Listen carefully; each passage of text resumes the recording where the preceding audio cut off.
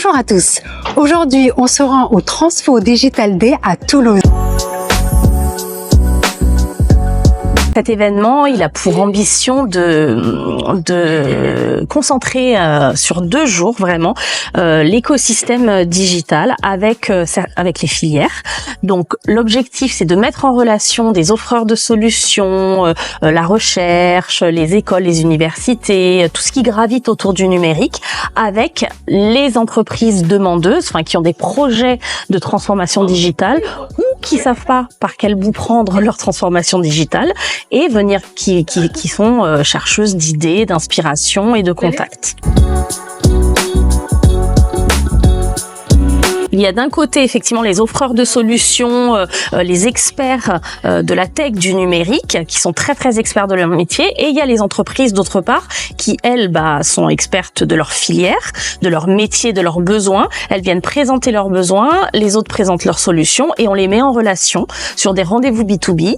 On les met en relation sur les problématiques des entreprises, et d'un autre côté on inspire aussi les entreprises au travers d'intervenants qui viennent là pour dans un objectif de prospective sur la filière numérique, je vous donne l'exemple pour la filière agro sur la triple transition numérique, souveraine ou durable. Et c'est vrai que l'objectif pour les dirigeants, c'est aussi de prendre un petit peu de hauteur et de recul et d'aller s'inspirer des bonnes pratiques, d'écouter des experts sur l'IA, sur le numérique, etc., etc. Oui, alors sur plusieurs aspects, parce que soit elles viennent ici avec une idée pas bien précise, elles savent qu'elles ont un virage à prendre, qu'il faut qu'elles se modernisent, qu'elles se transforment, qu'elles revoient leur business model ou qu'elles diversifient leur activité, mais pas de manière très précise. Et dans ce cas-là, elles viennent écouter d'autres dirigeants qui, eux, viennent témoigner de la façon dont eux se sont transformés, ou la façon dont ils ont intégré certaines technologies pour être plus performants, plus résilients, pour améliorer la qualité de vie au travail de leurs salariés, etc. Donc ils viennent s'inspirer des best practices, des bonnes pratiques, pour les appliquer dans leur entreprise. Soit ils viennent avec un projet très précis, et là ils viennent vraiment clairement sourcer des offreurs de solutions qui ont la technologie pour répondre à leurs besoins.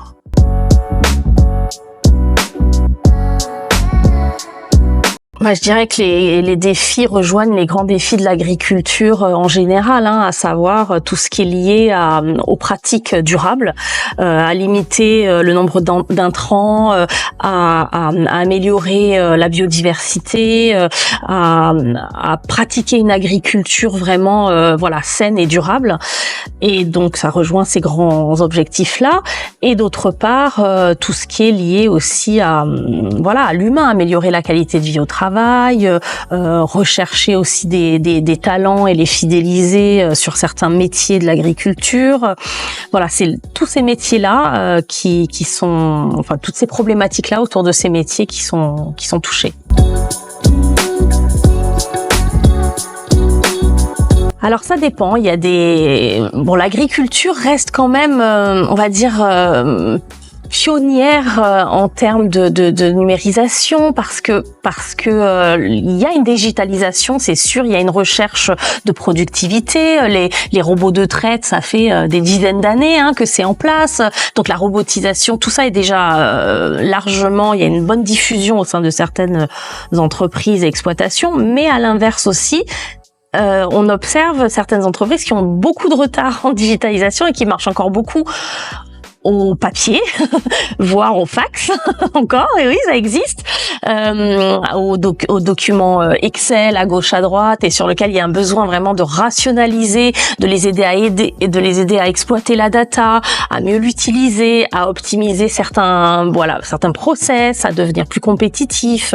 Donc en fait, on a un petit peu les 2 niveaux, des entreprises qui sont très très digitalisées et qui vraiment depuis des années c'est dans leur ADN, et puis d'autres qui sont encore plus petites, familiales. C'est quand même un grand tissu de TPE, l'agro et le viti, les petits producteurs. Il n'y a pas que des grandes entreprises et des grandes coopératives. Je dirais qu'il y a 3 obstacles. Le premier, c'est le temps. Consacrer du temps à aller prospecter la solution, à consacrer du temps déjà à bien circonscrire ses besoins, aller prospecter la solution, apprendre, intégrer de la formation pour les salariés, parce qu'une solution qu'on adopte brutalement dans une entreprise, c'est voué à l'échec. Il faut l'accompagner, cette adoption. Donc le temps, l'argent, parce que des solutions c'est coûteux, engager une transformation c'est sur du long terme, et donc ça va impliquer des ressources de temps, d'argent, d'argent dans la formation, d'argent dans l'acquisition des outils. Donc voilà, le temps, l'argent. Et donc là, le troisième, c'est l'aspect humain, les résistances qu'on peut avoir au niveau humain des salariés. Donc déjà, ça commence par la direction, hein, forcément. Si la direction n'est pas moteur, n'est pas sponsor d'une transformation, elle est vouée à l'échec. Voilà. Donc ça commence par là, et ensuite ça diffuse au sein de toute l'entreprise.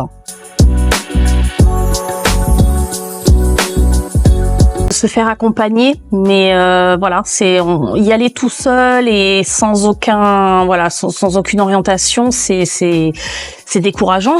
Ça risque de les décourager au bout de. Donc vraiment, on est là, nous à Doc, mais comme tout l'écosystème de nos partenaires, que ce soit Digital 113, La Mêlée, de vraiment guider pas à pas l'entreprise, d'abord à mieux connaître, mieux définir ses besoins, ensuite à vraiment aller chercher quelle est sa maturité, l'état de sa maturité digitale, et voir qu'est-ce qu'on peut actionner, sur quoi on peut s'appuyer déjà pour faire de cette transformation, enfin trouver des petits accélérateurs pour une transformation pas à pas, et ensuite aller la mettre en relation avec les bons interlocuteurs de l'écosystème pour trouver vraiment la techno qu'il leur faut ou l'outil qu'il leur faut, et pas aller chercher juste de la techno pour la techno. Il faut vraiment que ce soit dans un aspect durable et long terme, et qui correspondent aux vrais besoins de l'entreprise.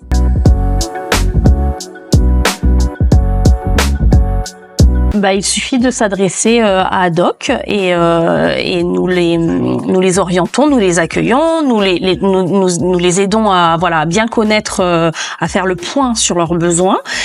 Et ensuite, nous, on est entouré de tout un écosystème qui a des compétences, des expertises, des financements pour le guider, et lui le guider dans un parcours en fait qui soit le plus approprié à répondre à ses besoins.